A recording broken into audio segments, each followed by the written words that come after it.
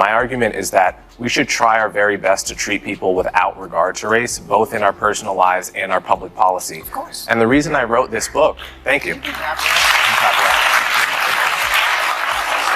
The reason I wrote this book is because in the past 10 years, it has become very popular to, in the name of anti-racism, teach a kind of philosophy to our children and in general that says your race is everything, right? And I think that is the wrong way to fight racism, and that's why I wrote this book at this time. One man walked straight into the lion's den, calm, composed, and fully aware that he was stepping into hostile territory. Cameras were rolling, lights were blazing, and across from him sat a table of women who've built their brand on outrage. He knew the view wasn't a discussion, it was a battlefield where dissent is treated like a disease. But he didn't flinch. He sat down, steady as a rock, prepared to do what almost no one does there, speak truth in a room allergic to it. And so many in the Black community, if I'm being honest with you, because I want to be, believe that you are being used as a pawn by the right and that you're a charlatan of sorts. He's not a Republican. So how do you... He's never voted for a Republican. You've said that you're a conservative. No. No, you did. You actually said that in the podcast that you did 2 weeks ago. I said I was a conservative. Yes, you did. So, but my question to you is, how do you respond to those critics? Okay, let's give it He didn't play the victim, didn't try to win applause, he just told the truth. The real divide in America, he said, isn't about race. It's about class. Help the poor, lift the struggling, and racial equality naturally follows. No slogans, no hashtags, just logic and compassion that could actually work. But in today's world, logic sounds like rebellion. What used to be common sense is now treated like heresy, especially when it exposes how hollow progressive politics have become. Socioeconomics picks out people in a better way than race.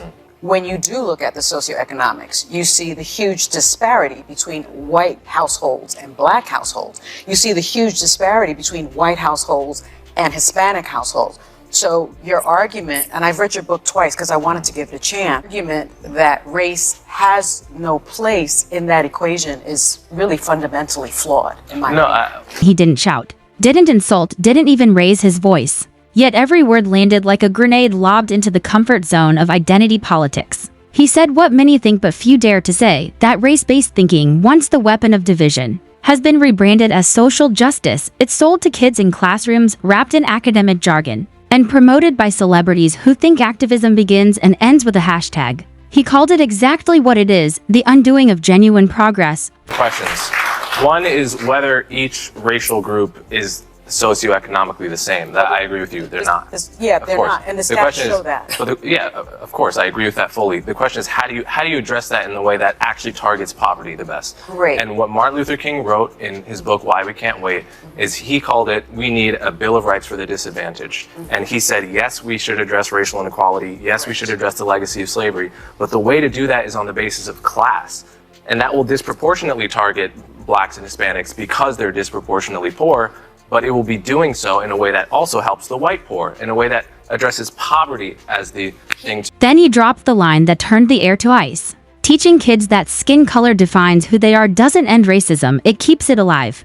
The entire room froze. You could feel the tension vibrate through the cameras. Eyes darted, forced smiles cracked, and the audience didn't know whether to clap or panic. He wasn't challenging people, he was challenging their entire belief system. And right before it all exploded, he reminded viewers to subscribe. Because what came next wasn't just debate, it was a storm. Student of Dr. King. I'm not only a student of Dr. King, I know his daughter, Bernice, right?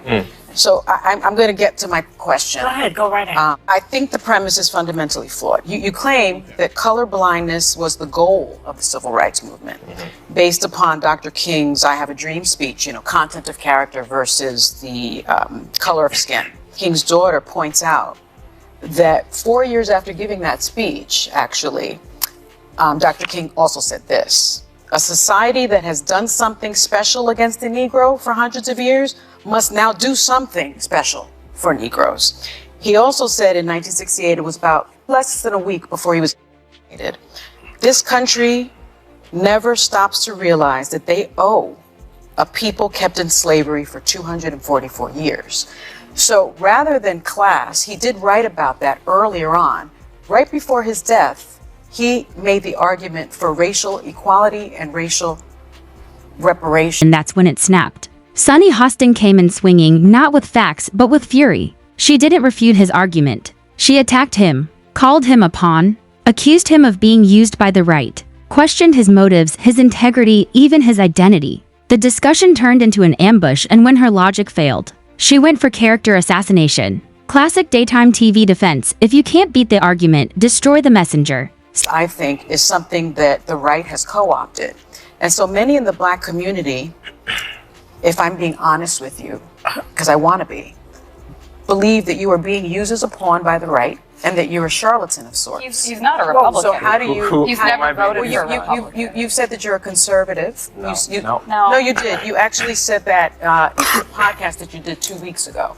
I said I was a conservative. He's not. Yes, He's not. yes, you did. But she twisted everything he said. He never denied racism, never ignored history. He simply argued that the best way to fix inequality is to fix poverty, that helping the poor lifts everyone, including minorities. But that message threatened the narrative. So instead of engaging his point, Sunny fired off labels, hoping to shut him down. Except it didn't work. The crowd could feel it. He was making sense. She was losing control. Very important. The quote that you just pointed out about doing something special for the Negro, that's from the book Why We Can't Wait that I just mentioned. Yes. A couple paragraphs later, he lays out exactly what that something special was, Yes. and it was the Bill of Rights for the Disadvantaged, a broad class-based policy. But he also says you must include race.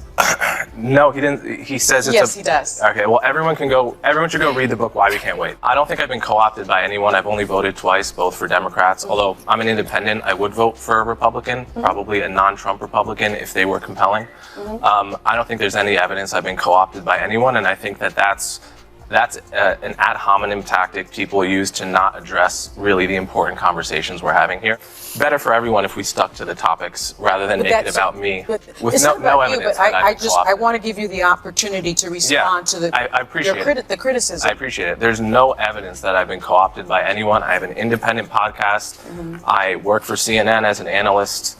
I write for the Free Press. I'm independent in all of these endeavors, and no one is paying me to say what I'm saying. And by this point, it wasn't even a debate, it was a televised trial. Sunny played prosecutor, judge, and jury while he stayed calm and surgical. And that's what rattled her most. Because when outrage meets reason and loses, the audience starts thinking. The more she shouted, the more composed he became. And the power dynamic shifted right there on live TV. You write that the anti-racism movement, there are a couple of people, I don't even know who they are, maybe Robin DiAngelo. Robin DiAngelo, Yeah. Ibram Kendi, for instance. Okay.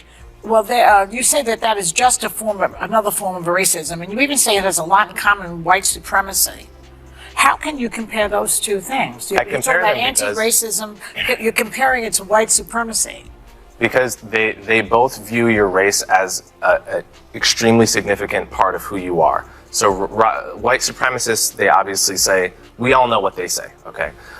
Neo-racists like Rob DiAngelo, they say that to be white is to be ignorant, for example. Well, this is a racial stereotype, and I want to call a spade and say this is not the style of anti-racism we have to be teaching our kids. We should be teaching them that your race is not a significant feature of who you are. Who you are is your character, your value, and your skin color doesn't say anything. Then he delivered the knockout blow with math, not emotion. If Black and Hispanic Americans are disproportionately poor, he said, then helping the poor automatically helps those communities. A simple truth that silenced even the fact checkers. But Sunny, desperate for a comeback, fired back with, well, there's still a massive wealth gap between white and Black families, thinking she'd scored a win. But she didn't realize she'd just confirmed his entire argument. If those groups are overrepresented among the poor, then class-based solutions already reach them. Checkmate, the crowd clapped anyway, not for logic, but for loyalty. Reflex applause, the kind you give when your favorite co-host's losing but you can't admit it. He stayed composed, almost sympathetic. Then, with perfect timing, he pulled from history, from Martin Luther King Jr.'s Why We Can't Wait. King's Bill of Rights for the Disadvantaged wasn't about race, he said. It was about fixing poverty. Help the poor because they're poor, King wrote, and by doing so, you help Black Americans because they're overrepresented among the poor. That's not a conservative slogan. That's classic MLK, the real version, not the one filtered through modern politics. But Sunny, cornered again, tried to rewrite King's legacy live on air, claiming he wanted race-based reparations. He didn't even blink. Calm, factual, unshaken, he reminded her that even in that same book, King clarified what he meant by something special, help the disadvantaged as a class, not checks by color. The studio fell quiet again. She was out of arguments. And the man everyone expected to crumble under pressure had just schooled the view, using history, logic, and the truth they thought no one would dare to say.